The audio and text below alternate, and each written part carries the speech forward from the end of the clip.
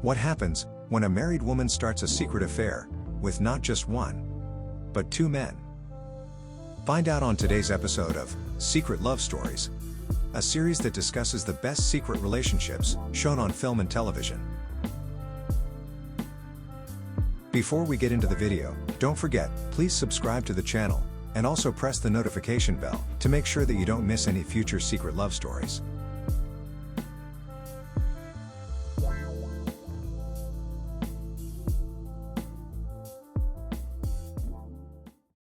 Today's secret love story revolves around the 2006 gripping British drama, Jane Hall. Gillian Taylforth portrays Mandy, one of a handful of female bus drivers at a local depot. Her husband, Dave, played by Robert Glenister, also works at the company as the manager. Mandy is currently tasked with helping the new recruit, Jane, settle into driving the buses. While showing Jane around, Mandy gets into a confrontation with a young man named Steve, played by Noel Clarke. Steve cracks an inappropriate joke at Jane's expense. You do the 120s, love? You're with me. You doing the 120s, babe? I'll teach her. I'll go all the way with it. Oh, piss off, Amy. Later, in the locker room, Steve approaches Mandy from behind, and he whispers something suggestive in her ear. Guess who? I wouldn't do that if I was you. You wouldn't believe what I got in my trousers. I should take up pole vaulting. What would you say the chances are of my husband being the next person to walk into this room? When Dave walks in, Steve quickly retreats, acting as if he hadn't just been hitting on the manager's wife. All right, Dave. How you doing, sir? Yeah, good, man. Yeah, what you up to? My wife ain't giving you hard time, is she? Sort of. Oh, dear. Yeah, well, yeah, keep you smiling, eh? As Dave walks off, completely oblivious, Mandy flashes Steve a cheeky smile before heading out herself.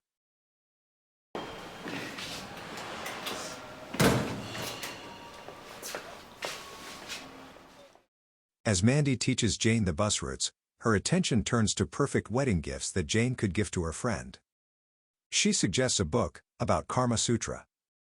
Kama Sutra. No, that's boring. What's that other one? Similar. The Joy of Sex. Now, that makes a good wedding present.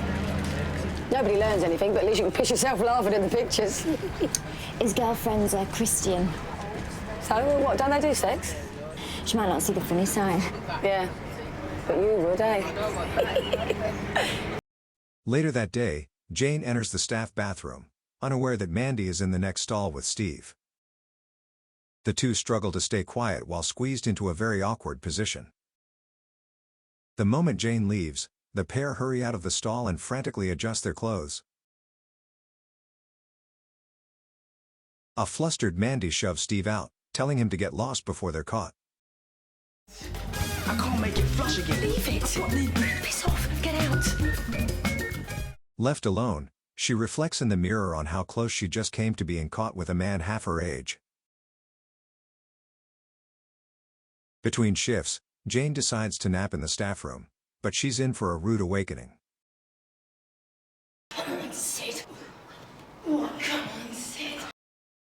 Jane opens her eyes to spot Mandy and another colleague, Sid, played by Nitin Ganatra, in the middle of a passionate encounter. Hurry. Oh, no. Jane tries to slip away quietly, but she accidentally knocks over some snooker cues, forcing the pair to stop dead in their tracks.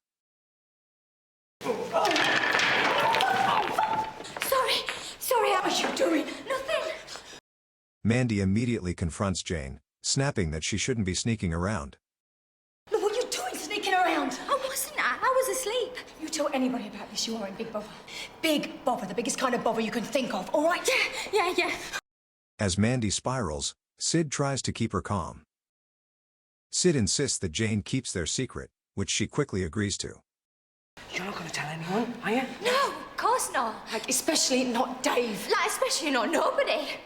Who's Dave? Dave? Oh, Dave. Her husband, Dave, the fat controller downstairs. Well, obviously, no. Accepting Jane's promise not to tell anyone, Mandy tells Jane to get out. Get out then, go on.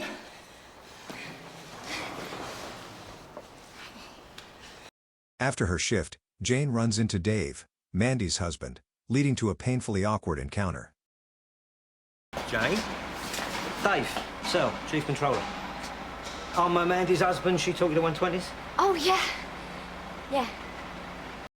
Whilst about to shake Dave's hand, she nervously drops her bag containing her bus fare money. Oh, my God! You plonker. What you gone and done that for, eh? You, settling in all right? Yeah, yeah. Sid walks in to see them gathering the coins, and overhears Dave inviting Jane to a barbecue he and Mandy are hosting. We're having a barbecue next week, me and Mandy. You gonna come? Oh, It was a Wednesday, 6 o'clock onwards. Oh, and you, Sid. Me and Mandy's having a barbecue, yeah? Everyone's invited, bring a bottle. great. Bring the missus. Thanks, I will. Lovely. Sid speaks with Jane and offers her a lift home. Once at Jane's home, he apologizes for what she saw between him and Mandy. Oh, by the way, that business the other day with Mandy. Oh, it's... Look, yeah, it's... Who am I going to say out to? No, I know. He explains that he is not proud of himself, and admits that he is cheating on his own wife by being with Mandy. And I'm not proud of myself. It's took me by surprise as much as anyone. Yeah. Has it? It's a funny old thing, isn't it? Love. Yeah. The next day at work, Mandy is handing out invitations to her barbecue, and she asks Jane if she will be attending. Next Wednesday, 6 o'clock. Bring your fella and a bowl. Bye. Bye-bye. You settling in all right? Yeah, yeah. About that the other day in the snooker room. Barry, me and Dave are having a barbecue next Wednesday, 6 o'clock. You coming? Dare say? Mandy sits with Jane, and she apologizes for shouting at her. Honestly, discretion is my middle... The thing is, it doesn't mean anything. It's just... Well, I don't know what it is. No. Just a shag. Now and again. Well, God knows why. Hardly a friggin' oil painting, is he, old Sid? Steve appears behind Mandy. He spots a barbecue invitation laying on the table, and cheekily asks where his invite is. What's this then? Oh, piss off, Enie. Barbecue. You're not invited. I prefer my meat raw. It's what we're celebrating then. 90 glorious years of marriage for you and the fat controller. It's just a party, all right? In front of Mandy, Steve flirts with Jane, and asks her if she will be attending the party. Are you going, Jane? Yeah, if I'm around. What? Take the notice. Oh, come on. This garage has 228 drivers in it, yeah? 3 of them ain't men. You can't blame me for trying. As Jane prepares to start her route, she notices the bus parked beside her rocking rhythmically. The motion is caused by Mandy and Steve on the top deck, making love together on the bus.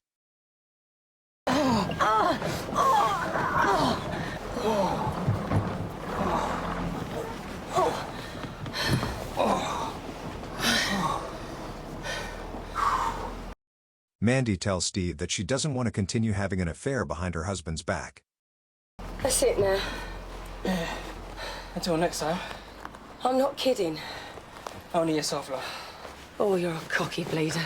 Why are you suddenly going all moral about it? I think it's good to know when to stop. That's what this party's for. I'm reaffirming my commitment to Dave. You told him? Don't be clever. Steve tells Mandy that he thinks that she is making a mistake by staying with her husband. Do you? But it doesn't harm no one, does it? Yeah, well, these things have a habit of getting found out. Not necessarily. To Steve's disappointment, Mandy tells him that she doesn't want to do this anymore. Well, I think that's a shame. You couldn't give a toss. Why would you assume that? Oh, you're very sweet. Yeah, and you're kidding yourself.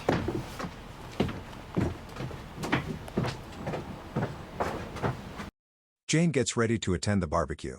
In her room, she speaks with her mature landlady, Karen, played by Caroline O'Neill, who is involved in a relationship with a married man who refuses to leave his wife. 1 minute he's talking about us buying a house together in Swindon, The next, he's talking about what colour he's painted nursery walls. Is it git, Karen? Karen questions why this married man won't just make up his mind and decide if he wants to be with her or not. Why aren't he making up his mind? He wants to have his cake and eat it. Do you think so? And you're letting him. And if it did come to the crunch, he'll probably stay with her because it's easier. What are you going to do? Karen asks if she can attend the barbecue with Jane. The party is now in full swing. Mandy looks on nervously as she spots her husband speaking to both Steve and Sid. Jane arrives at the party, along with her landlady. As Karen walks into the party, she catches the attention of Steve. Very nice. Who is that? Just here to show our faces, all right? As the night goes on, Karen and Steve begin to get close, and Karen shares her experience about being involved with a married man. He told me that he'd finished with her before he even met me. And that was 3 years ago. You've been used. No, I haven't. I don't blame him. It's difficult for him. Karen is shocked when Steve reveals that he has been in a similar position. Believe me, I know. I've been in that position myself. You have? Have you? Yeah, When? very recently. I was seeing this older woman. And then she just decided that was that. You know, decided to stay with her husband. Really? And I haven't got over it yet. People say you should just move on, but it's difficult, you know? Yeah, it must be. I was gutted. I still am. My brother says, you know, go out, find someone else, shag him, get her out of your system. But I'm not that sort of bloke. No. Aren't you? That top really suits you. Meanwhile, inside the house, Sid corners Mandy. Sid explains that he is upset that Mandy didn't invite him to the party. Sid, don't start If Dave hadn't have gone in... Where's Cheryl? Don't know, toilet. Oh, she's a very nice lady. Yeah, well, she's not as nice as you. Sid. You kill me, you do. You don't know what it's like knowing everybody else in the garage has been invited and you're the one pillock that hasn't. Yeah, well, you're here now. And for your information, I didn't invite Steve Heaney either. Sid then comes out with a question. That leaves Mandy shocked. If I leave Cheryl, will you leave Dave?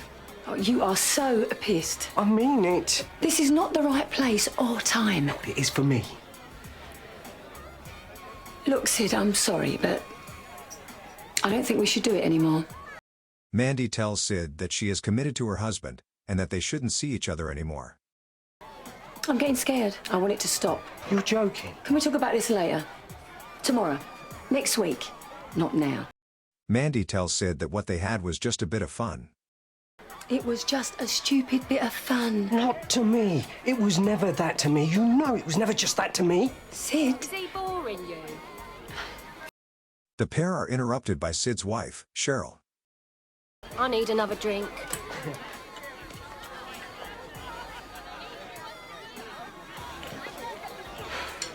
Meanwhile, Steve can be overheard upstairs in Mandy's bedroom, making love to Karen.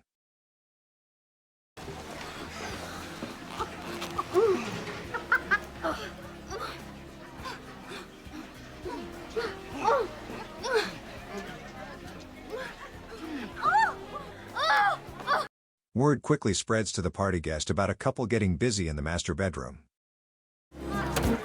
Yeah, Dave. Steve Heaney's shagging some bint up in your bedroom. In our bedroom? Who's he shagging? Well, I don't know. Shall we go back up there and ask him?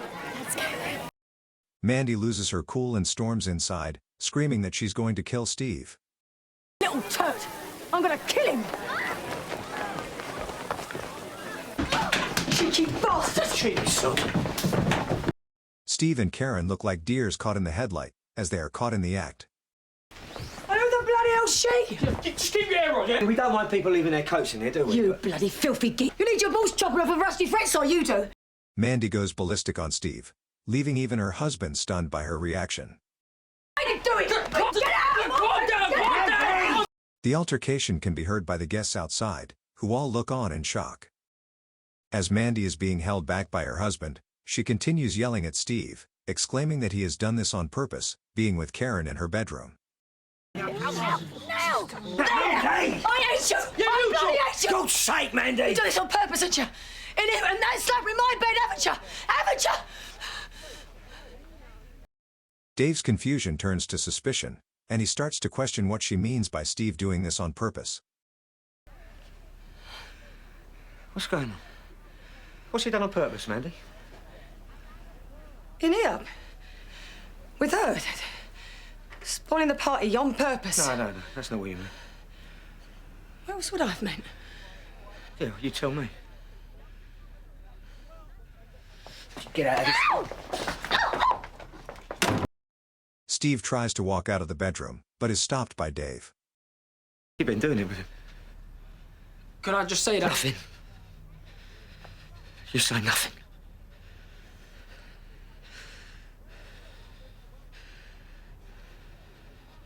Well, deny it then.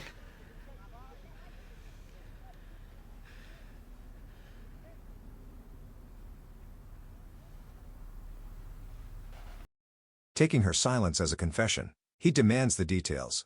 He asks his wife when and where did this happen. Where? I mean here. No. As the weight of his wife's betrayal sinks in, Dave loses his mind.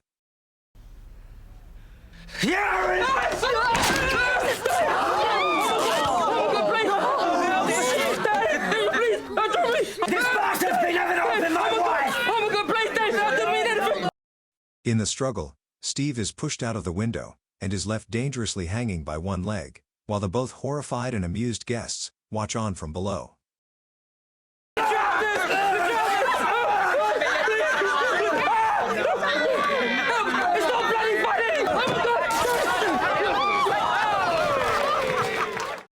When Steve finally gets down, he is angry and embarrassed.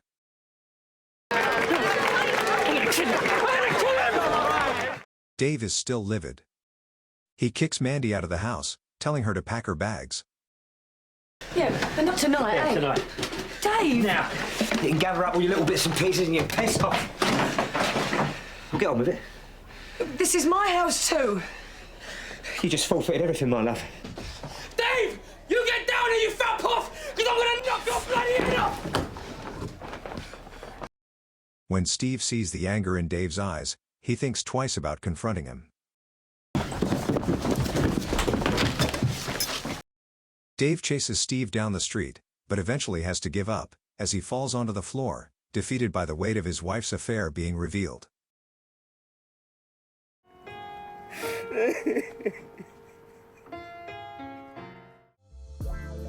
So, what's your take on this tangled web of secrets? Do you think Mandy's unique arrangement was a recipe for disaster?